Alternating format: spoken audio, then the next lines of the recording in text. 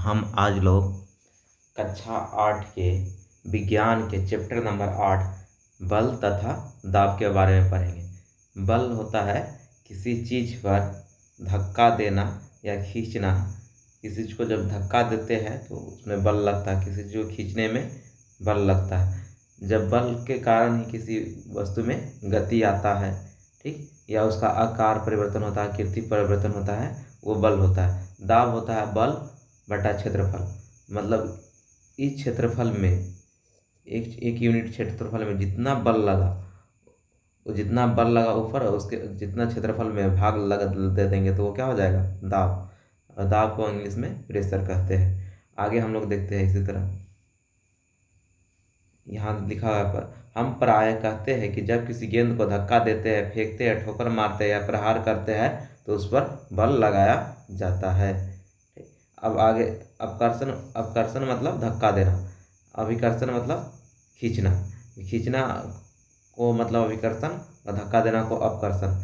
और बल लग जब किसी गेंद को धक्का दे रहे या पकड़ रहा है, खींच रहा है, वो सब क्या है, बल के द्वारा ही हो रहा है। वस्तु की गति में किसी प्रकार का परिवर्तन लाने का प्रयास कौन करता है, बल करता है। वस्तु की गति में किसी प्रकार के परिवर्तन लाने का प्रयास बल ही करता है। अब हम आगे देखें, प्रत्येक कार्य को अभिकर्षण खींचना या अपकर्षण धक्का देना अथवा दोनों रूप में व्यक्त किया जा सकता है। यह निष्कर्ष निकाल सकते हैं किसी वस्तु की गति में लाने के लिए उसे धक्का देना, अपकर्षित या खींचना, अभिकर्षित करना पड़ता है। ठीक। अब आगे पढ़ेंगे। विज्ञान में किसी वस्तु पर लगने वाले अभिकर्षण या खिंचाव अपकर्षण को बल कहते हैं। यही कहना चाह रहे थे, किसी वस्तु पर लगने वाले धक्का, अभिकर्षण या खिंचाव अपकर्षण को बल कहते हैं। अतः हम कह सकते हैं कि वस्तु द्वारा दी गई गति बल लगने के कारण होता है। यानी वस्तु में जो गति है वो बल लगने के कारण होता है। कोई बॉल आराम से रुका हुआ है, उसमें धक्का दिए, उसमें गति आ गया, धक्का देना ये क्या हुआ, बल हुआ। बल को हम इस तरह परिभाषित करते हैं, किसी वस्तु पर लगने वाले धक्के, अभिकर्षण या खिंचाव अपकर्षण को बल कहते हैं। बल का, हाँ, यहाँ बल का और एग्जाम्पल, यहाँ कार स्थिर है, यहाँ बल देकर कार को धक्का देकर क्या कर रहे हैं, मूव करने हो सके। इस बल के कारण अगर इसका बल इस कार को इसके को धक्का देने में आगे बढ़ाने में समर्थ होगा तो भी ठीक है। ज़रूरी नहीं कि ये कार को आगे बढ़ा दे, लेकिन फिर भी अपना बल लगा रहा है। ये लड़की एक दूसरे को धकेल रही है, इसके ऊपर बल लगा रही है, ये इसके ऊपर बल लगा रही है।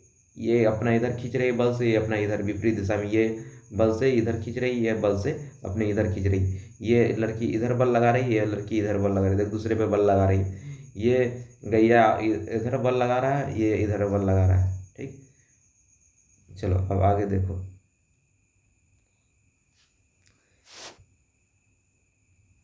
इन उदाहरण से हम निष्कर्ष निकाल सकते हैं कि बल लगाने के लिए हमें कम से कम दो वस्तुओं में अनन्य क्रिया होना आवश्यक है। जैसे यहाँ दो वस्तु हो गए, एक मानव और एक ये मानव और एक गाड़ी। ये महिला, दो वस्तु, ये है, ये बैल और ये आदमी, ये लड़की। बल को अंग्रेजी में फोर्स कहते हैं। बल का जो यूनिट होता है, जैसे हम लोग कोई चीज़ लेने जाते हैं दुकान पे तो वजन का जो यूनिट होता है किलोग्राम। जैसे 1 किलो आलू, 1 किलो प्याज, चाहे 10 किलो आलू, चाहे 10 किलो प्याज, चाहे 5 किलो चीनी, जो भी लेते हैं तो वजन का किलो में मापते हैं। उसी तरह बल को मापने के लिए यूनिट होता है न्यूटन। 1 Newton, 5 Newton, 10 Newton. तो मान के चलो कि अगर 20 न्यूटन का हम फोर्स लगाया, ये गाड़ी है और ये 20 न्यूटन के नहीं, हाँ, नहीं आगे बढ़ रहा है, फिर 40 न्यूटन का फोर्स लगा दिए, ये गाड़ी क्या हुआ, आगे बढ़ने लगा। तो ये टोटल फोर्स इस दिशा में कितना लगा, 20 + 40 60 न्यूटन। अगर इस यही गाड़ी हम लिए एक, ठीक, अगर इस गाड़ी पर हम इधर से, गाड़ी नहीं मतलब एक, मतलब चार चक्का इस टाइप का लिए, रुका हुआ है, इधर से 20 न्यूटन का फोर्स लगा है, इधर से 100 न्यूटन का फोर्स लगा दिया, 100 न्यूटन का। तो ज़्यादा कौन है, ये कितना ज़्यादा है, 80। तो 80 न्यूटन का फोर्स किधर लगेगा, ऑल ओवर इधर, जिधर ज़्यादा इस दिशा में। तो वही वो कहा जाता है कि जब बल समान दिशा में लगता है तो क्या होता है, जुड़ जाता है, 20 + 40 60। जब बल विपरीत दिशा में लगता है तो घट जाता है, या इधर 100 न्यूटन इधर 20 न्यूटन, दोनों का अंतर 80 न्यूटन। अब इसी तरह देखेंगे यहाँ, इधर 60 न्यूटन का इधर 30 न्यूटन का बल, ठीक। अगर अगर इधर 60 न्यूटन का इधर 30 न्यूटन का लग रहा है तो नेट किधर लगा, 30 न्यूटन, इस 60 को हम 30 लिखे तो एक 30 न्यूटन से एक 30 न्यूटन खत्म हो गए। नेट कितना, 30 न्यूटन बल इस दिशा में लगा, किस दिशा में, तो इस दिशा में 30 न्यूटन का बल लगा। यहाँ एक्सप्लेन किया हुआ 60 - 30 न्यूटन का बल इस दिशा में लगा। एक और एग्जांपल से हम देख सकते हैं, जैसे ये ब्लॉक हुआ, ठीक, इस पे हमने बल लगा दिया, इस पे कितना बल लगा दिया, 100 न्यूटन का, और इधर से भी कोई आदमी इस पे 50 न्यूटन का बल लगा दिया, तो ब्लॉक, ये वाला ब्लॉक किधर मूव करेगा, आगे के पीछे, इधर मूव करेगा, कितना न्यूटन से के कारण, 50 न्यूटन फोर्स के कारण। क्यों, क्योंकि 100 न्यूटन लगा रहा है, 50 न्यूटन कट जाएगा, 100 - 50, अब फोर्स बच जाएगा कितना, 50, ये 50 न्यूटन किधर, इधर इस दिशा में, एक ही दिशा में, एक ही दिशा में लगाए गए बल जुड़ जाते हैं यहाँ। अगर ये यहाँ, अगर यही ब्लॉक रहता, यही ब्लॉक रहता, अभी बताया है ना, 100 न्यूटन का फोर्स लगाया है पहले से इधर, अगर इधर ही 50 न्यूटन का लगा दिए तो ये दोनों जुड़ जाएगा, टोटल फोर्स कितना लग जाएगा, 150 न्यूटन। अगर दोनों अलग अलग दिशा में लगेगा तो घटाएंगे, जैसे ये वाला एग्जांपल दिए थे, ये वाला उदाहरण, ये ब्लॉक वाला, ठीक, ये वाला उदाहरण, ठीक। और ये जब एक ही दिशा में रहेगा तो दोनों दोनों बल जुड़ जाएगा, विपरीत दिशा में रहेगा तो दोनों घट जाएगा। बल की प्रबलता प्राय इसके परिमाण कैसे मापी जाती है, ठीक। ये एक बच्ची है, पूछ रही है, यदि किसी वस्तु के विपरीत दिशा में लगने वाला बल बराबर तो उस पर नेट बल 0 हो जाएगा। हाँ, जैसे 50 न्यूटन का बल इस पे, इस बक्सा पे 50 न्यूटन का बल इधर लग रहा है, इधर से भी कोई 50 न्यूटन का बल लग रहा है, तो नेट बल कितना हो जाएगा, 50 - 50 बराबर 0 न्यूटन। क्यों, क्योंकि दोनों बैलेंस कर दे रहा है, तो नेट बल कितना हो जाएगा, 0 हो जाएगा। बात सही है। चलो आगे देखते हैं। बल वस्तु की गति की अवस्था में परिवर्तन कर सकता है। बल वस्तु की गति की अवस्था में, जैसे कोई बॉल रुका हुआ है, उसमें को गति दी है तो बल लगाया तो उसकी गति में चेंज हो गया ना, मतलब चलने लगा, लुढ़कने लगा, रुका हुआ है, डंडा से भी मारे तो क्या हुआ, लुढ़कने लगा। देखो ये साक्षात एग्जाम्पल है कि बच्ची बल देकर ये ट्यूब वाले गरी को जो है लुढ़का रही है। और ये जो फुटबॉल में पेनल्टी किक मारते हैं, गेंद रुका हुआ रहता है, बल देते हैं तो चला जाता है गोलकीपर के पास, गोलकीपर बल लगाकर उसे रोक लेता है। तो ये बल लगा ये रोकना भी बल लगाना हुआ, और जो किक मारे वो भी बल लगाना हुआ। यहाँ यही बात इसके बीच में दिया हुआ है। चलो आगे।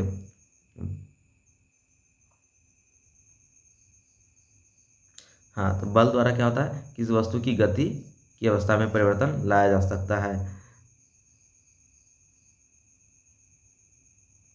बल किसी वस्तु की आकृति में भी परिवर्तन कर सकता है। वो कैसे, देखो, वो ऐसे कि ये आटा गूँथ रहा है, आटा गोला एक जगह इकट्ठा किया हुआ है, गूँथेंगे तो कैसा आटा का आकार मतलब चेंज हो जाएगा ना। गूँथा हुआ आटा बल लगाकर ही उसे रोटी बना लेते हैं, बल लगाकर इसे पूरी बना, जो बल लगाकर ही इसे लिट्टी, जो आकार देते हैं। बेसिकली उसके आकृति में परिवर्तन किसके कारण होता है, जो बल लगाते हैं। तो बल लगाने के कारण क्या क्या होता है, गति होता है, उसके आकृति में परिवर्तन होता है, ठीक। अब हम लोग पढ़ेंगे यहाँ। हाँ, बल लगाने से क्या होता है, किसी वस्तु विराम अवस्था से गति में लाया जा सकता है। गति में है तो उसके चाल में परिवर्तन किया जा सकता है। कोई धीरे धीरे चल रहा है, उसको और बल लगाकर तेज में चला सकते हैं। गतिशील वस्तु की दिशा में परिवर्तन कर देता है। बल किसी की दिशा में भी परिवर्तन कर देता है। वस्तु की आकृति में, अभी देखिए आटा की आकृति में बल लगाकर हम लोग बदल देते हैं, आकृति में परिवर्तन कर सकता है। तो ये इम्पोर्टेंट है, इसको याद रख लेना कि ये बल लगाने के कारण क्या क्या होता है। बल लगाने के कारण कोई विराम अवस्था में है तो उसे गति में ला देंगे, गतिशील है तो उसे और चाल में परिवर्तन कर देंगे, तेजी ला देंगे, रोक सकते हैं। कोई गतिशील वस्तु है तो उसको दिशा में परिवर्तन कर देंगे, उसके आकृति में परिवर्तन लगा कर देंगे। यानी बल के कारण क्या क्या होता है, वस्तु को गति अवस्था में लाया जा सकता है, और क्या उसका चाल में परिवर्तन किया जा सकता है, चाल में परिवर्तन और क्या होगा कर सकते हैं, और उसके आकृति में परिवर्तन, आकृति में परिवर्तन, और क्या कर सकते हैं, उसे रोक सकते हैं। ये सब बल लगाकर एक ये तीन, एक और ये चार काम है, ये रटना मतलब समझ कर। संपर्क बल आप हम लोग पढ़ेंगे। अब बल के प्रकार पढ़ेंगे, संपर्क बल और असंपर्क बल। संपर्क बल में पेशीय बल हो जाता है और भी बल होता है। अभी पेशीय संपर्क बल में पेशीय बल पढ़ेंगे। पेशीय बल जो बेसिकली मांसपेशियों द्वारा लगता है, जितना हमारे शरीर में है वो जितना क्रिया होता है बेसिकली मांसपेशी के अंदर, वो सब पेशीय बल का उदाहरण है। ठीक, आपके शरीर की वस्तु के साथ संपर्क होना चाहिए। यहाँ से पेशी बल में शरीर की वस्तु के साथ संपर्क हो, या छड़ी के द्वारा या रस्सी के द्वारा। रस्सी के द्वारा किसी, जैसे कुआं में से पानी निकालते हैं अपना मांसपेशी का उपयोग कर कर, तो उसी को क्या कह देंगे, पेशीय बल। या छड़ी से किसी गेंद को मारे तो, या छड़ी से क्या जो धूल निकालते हैं रजाई पर मारकर, वो सब पेशीय बल के द्वारा ही ये मतलब छड़ी चला पाते हैं, और रस्सी से जो होता है ये पानी निकाल पाते हैं, पेशीय बल के कारण ही। ठीक, पेशीय बल किसके द्वारा लगता है, शरीर के मांसपेशी द्वारा। यहाँ स्पष्ट लिखा हुआ है, यह हम बल हम शरीर के मांसपेशियों द्वारा लगता है। हमारी मांसपेशियों क्रिया स्वरूप लगने वाले बल को पेशीय बल कहते हैं। ये उदाहरण अपने नोट में लिख लेना, समझ लेना। या पेशीय बल के उदाहरण और भी। पेशीय बल को हम अपने सभी क्रियाकलाप करने योग्य बनाते हैं। इन क्रियाकलाप में शरीर की गति को मोड़ना भी सम्मिलित है। ठीक, प्रक्रिया में भोजन आहार नाल में आगे की ओर धकेला जाता है। जो भोजन हम लोग करते हैं आहार नाल में आगे की ओर धकेला जाता है, ये सभी पेशीय बल का ही क्या है, उदाहरण है। और भी चलो आगे देखते हैं। पशु भी जो अपने शरीर से पे जो सामान ढोता है, वो भी किसका उदाहरण है, पेशीय बल। ठीक, हाँ, यहाँ ये भी पेशीय बल। पशु अपने मांसपेशी का यूज कर कर सामान ढो रहा है, इसीलिए पशु का पेशीय बल। यहाँ दिए उदाहरण के साथ, फोटो के साथ। फोटो हमेशा ध्यान रखना, फोटो से हमेशा याद रहता है। चलो आगे देखते हैं। पेशीय बल तभी लगाया जा सकता है जब पेशीय किसी वस्तु के संपर्क में। हाँ, एक बात याद रखना है, पेशीय बल तभी लगाया जा सकता है जब पेशीय किसी वस्तु के संपर्क में हो, इसीलिए इसे संपर्क बल भी कहते हैं। अब आगे और बढ़ेंगे। घर्षण बल। वस्तु की गति में की अवस्था में परिवर्तन के कारण घर्षण, हाँ, वस्तु की गति की अवस्था में परिवर्तन के कारण घर्षण बल है। फर्श तथा गेंद की सतहों के बीच लगने, अच्छा, अब घर्षण बल। ठीक, संपर्क बल में पहले पढ़े हम पेशीय बल, संपर्क बल में ही पढ़ रहे हैं घर्षण बल।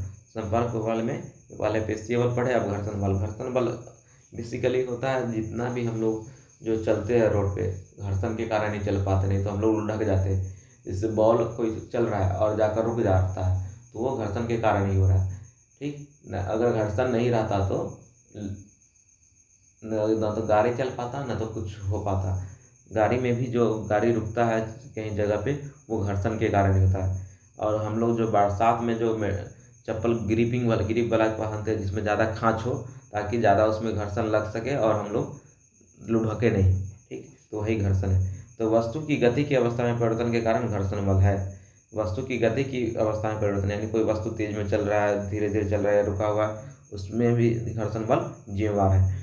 फर्श तथा, यहाँ वही बात लिखा हुआ है, फर्श तथा गेंद की सतहों के बीच लगने वाले घर्षण बल ही गतिशील गेंद को विराम अवस्था में लाता है। इसी प्रकार पानी तथा नाव की सतहों के बीच घर्षण खोना बंद करने पर नाव रोक देता है। यहाँ आप आगे देखेंगे।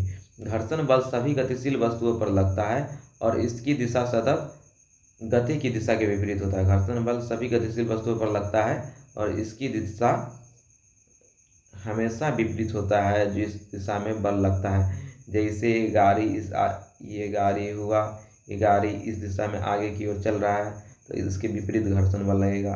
ठीक, यहाँ लिखा चुका है। ये गेंद ये गेंद जो है इधर भाग रहा है, इधर बल लगा है, इधर आगे की ओर भाग रहा है ये चक्का चाहे गेंद, तो इसके विपरीत घर्षण बल इधर लगेगा, घर्षण बल इधर लगेगा, इसके विपरीत लगता है।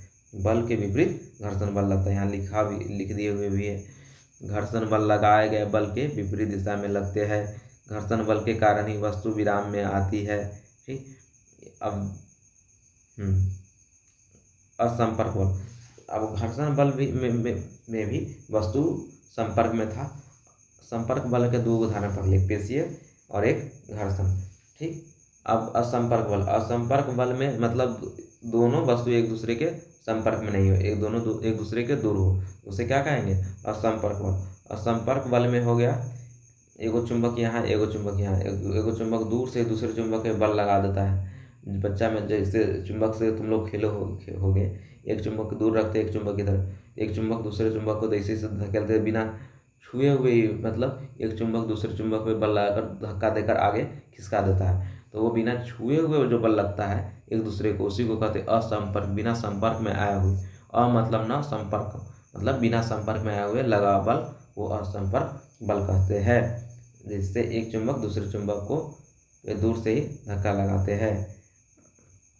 एक चुंबक दूसरे चुंबक पर बगैर संपर्क में आए बल लगा सकते हैं। चुंबक द्वारा लगाया गया बल असंपर्क बल का एक उदाहरण है।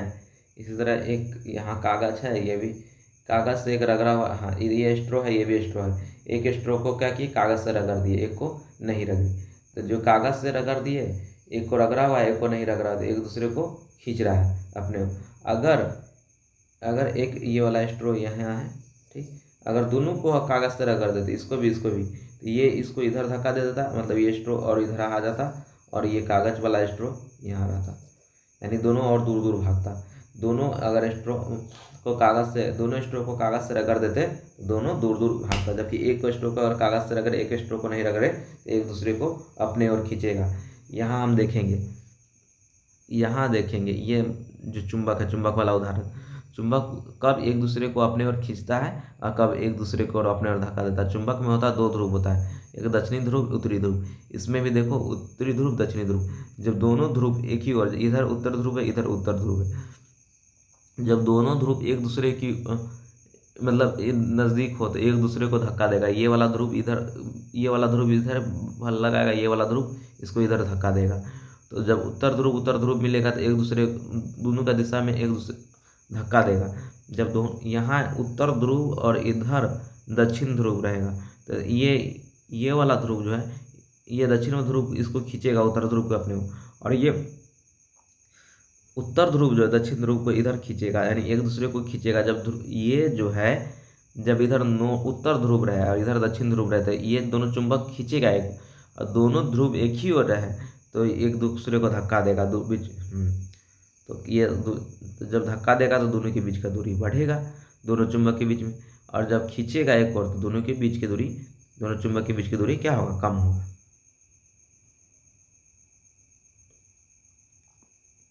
देखो, एक आवेशित वस्तु द्वारा किसी दूसरी आवेशित वस्तु अनावेशित वस्तु पर लगाया गया बल स्थिर वैद्युत बल है। एक कोई आवेशित वस्तु, जैसे रगड़ कर, जैसे स्ट्रोक को रगड़े थे, इस पर क्या हुआ, आवेश आ गया, और एक को नहीं रगड़े तो वो उस पर आवेश नहीं हुआ। तो एक आवेशित वस्तु दूसरे न आवेशित वस्तु पे, मतलब अनावेशित वस्तु पे क्या किया, बल लगाया। इसी बल का नाम क्या दे दिए हम लोग, स्थिर वैद्युत बल कहला। वस्तु के संपर्क में न होने पर यह बल कार्य करता है, इसलिए इसे वस्तु के संपर्क में, यहाँ वस्तु संपर्क में नहीं है, अलग अलग है, न होने पर काम करता है, इसीलिए यह स्थिर वैद्युत बल असंपर्क बल का एक अन्य उदाहरण है। अब आगे हम लोग देखेंगे, वस्तु पृथ्वी की ओर इसलिए गति करती है क्योंकि यह गुरुत्व बल भी असंपर्क बल का उदाहरण देखते हैं।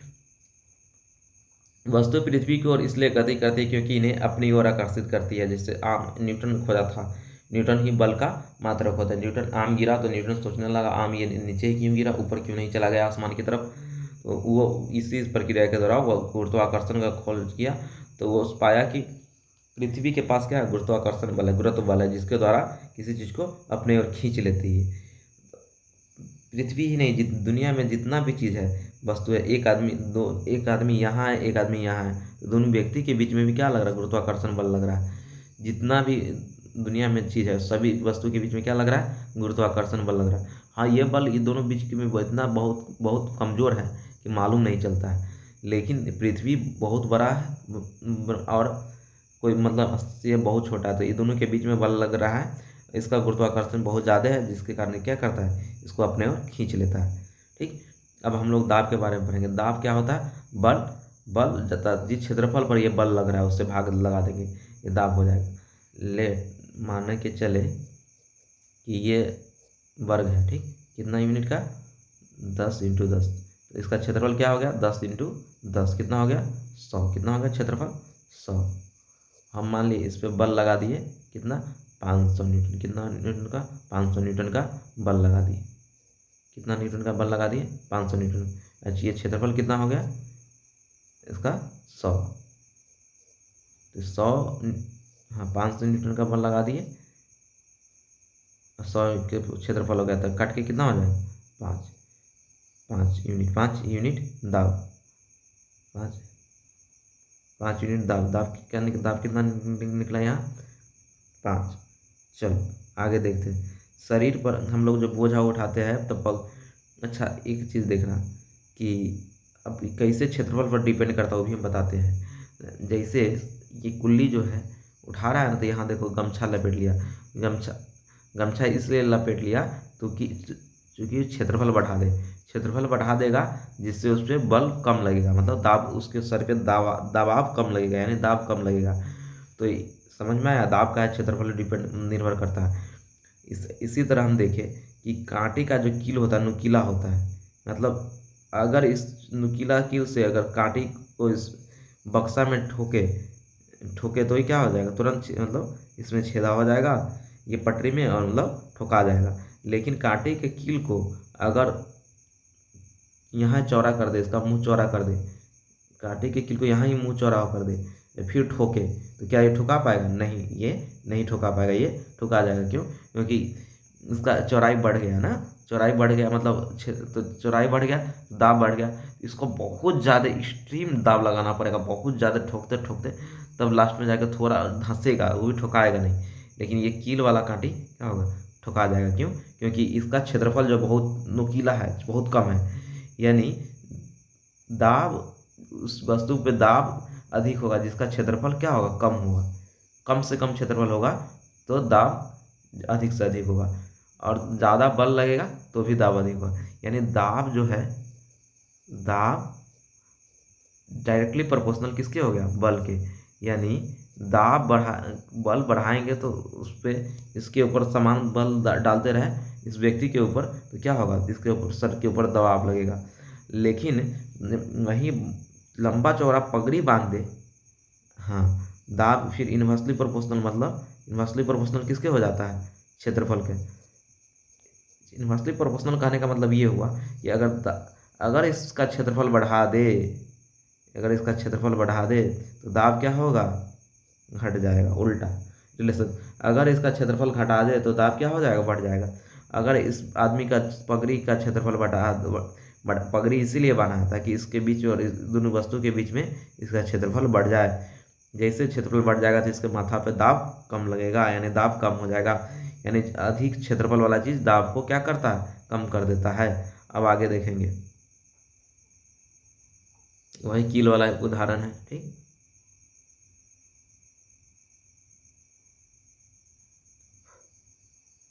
हाँ, दाब, गैस जिस बर्तन में रखी जाती है उससे दीवारों पर दाब डालती है, गैस जिस बर्तन में रखी जाती है उसकी दीवारों पर दाब डालती है। हाँ, जैसे गैस हुआ, जैसे गैस का कंटेनर हुआ, तो गैस का कंटेनर हुआ, माने यही गैस का कंटेनर, इस सब दीवार के सब जगह क्या आप गैस अपना, इस हम लोग जो वायुमंडल में रहते हैं उसमें भी वायुमंडलीय दाब है, वायुमंडलीय जिस हम वायुमंडल में लग रहते हैं, इससे दिखता है नहीं दाब है। जैसे गिलास है, गिलास वो खाली नहीं है, वो भी उसमें हवा बना हुआ है, उसमें वायुमंडल का दाब है, ठीक।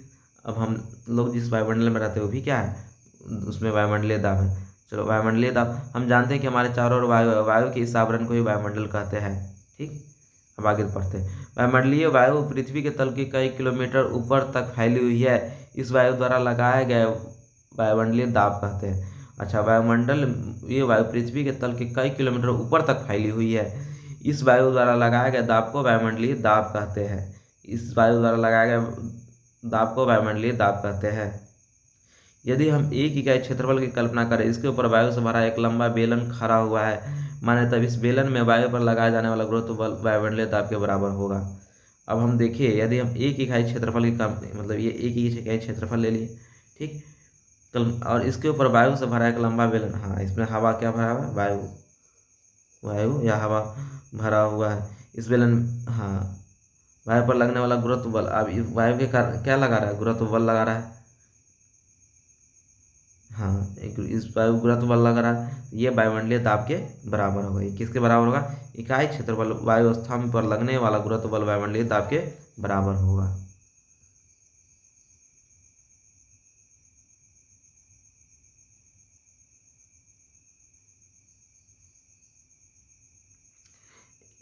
जर्मन का एक वैज्ञानिक है, साइंटिस्ट आया, ये वायुमंडल दाब के वायुमंडलीय दाब के बारे में खूब मतलब एक्सपेरिमेंट किया। उस वैज्ञानिक का नाम था ऑटो वेन गोरिका, ऑटो वेन गोरिक। बर्तन में वायु पैक था, बर्तन में से वायु बाहर निकालने के लिए एक पंप का आविष्कार किया। क्या क्या आविष्कार किया, एक पंप का। और नाटकीय ढंग से वायु दाब के बल को प्रदर्शन किया। वायु दाब के बल का प्रदर्शन, वायु दाब में कितने धातु के दो खोखले अर्धगोला, देखो दो खोखले अर्धगोला, जिनमें से दोनों का व्यास कितना था, 51 सेंटीमीटर। अब 15 सेंटीमीटर का एक स्केल होता है, तो समझ लो उसका 3 गुना 4 गुना व्यास का दो अर्धगोला, 3 गुना व्यास का लगभग, ठीक। 8 घोड़ा विपरीत दिशा में खींचे, लेकिन ये 8 घोड़ा इसको खींच नहीं पाया। मतलब वायुमंडलीय दाब इतना मतलब अधिक होता है कि 8 घोड़ा इधर इधर इस वायुमंडलीय दाब को खींच नहीं पाया, अलग नहीं कर पाया। चलो एक बार शॉर्ट फॉर्म में देखो, बल धक्का देना, बल बेसिकली धक्का देना, अपकर्षित या खींचना, अभिकर्षित करना होता है। बल दो वस्तुओं के बीच अनन्य क्रिया के कारण लगता है। बल परिमाण तथा दिशा दोनों होता है। बल में परिमाण तथा दिशा, परिमाण जैसे हम बताए थे न्यूटन, 5 न्यूटन, जैसे इस दिशा में बल लगा। किसी वस्तु के चाल में परिवर्तन अथवा गति में दिशा में परिवर्तन अथवा दोनों में होने वाला परिवर्तन का अर्थ इसकी गति की अवस्था में परिवर्तन होना है। वस्तु की चाल में परिवर्तन अथवा गति की दिशा में, वस्तु अगर चाल में परिवर्तन, पहले रुका हुआ था तेजी में चलने लगा, और उसका गति में परिवर्तन, गति की दिशा में, हाँ पहले इधर चल था अब इधर मुड़ गया, इसका दिशा चेंज हो गया, इसका स्पीड बढ़ गया, ठीक। तो ये सब बेसिकली बल के कारण, इसकी गति के, हाँ गति की अवस्था में परिवर्तन, ये सब बेसिकली बल के कारण होता है। चलो आगे, किसी वस्तु पर लगने वाला बल गति की अवस्था में अथवा उसके, हाँ बल के कारण गति की अवस्था परिवर्तन, रुका हुआ था चालू तेज हो जाएगा, उसके आकृति में परिवर्तन हो जाएगा। हाँ आटा गूंथते तो उसके आकृति में परिवर्तन हो जाता है। किसी वस्तु पर लगने वाला बल संपर्क में आने पर या संपर्क में आए बगैर लग सकता है। संपर्क बल का दो उदाहरण दो, एक क्या था, पेशीय बल, और दूसरा क्या था, घर्षण बल, घर्षण बल, ठीक। और संपर्क बल का दो उदाहरण दो, और संपर्क बल का क्या दो उदाहरण, और पूछ लेते क्या हो जाएगा, चुंबकीय बल,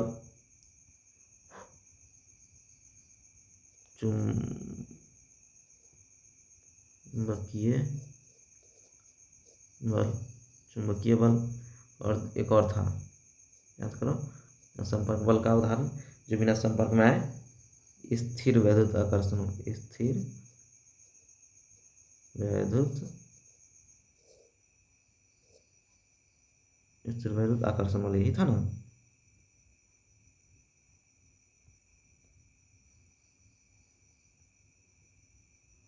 हाँ ये वाला स्थिर वैद्युत बल, ये भी क्या है, संपर्क बल का उदाहरण।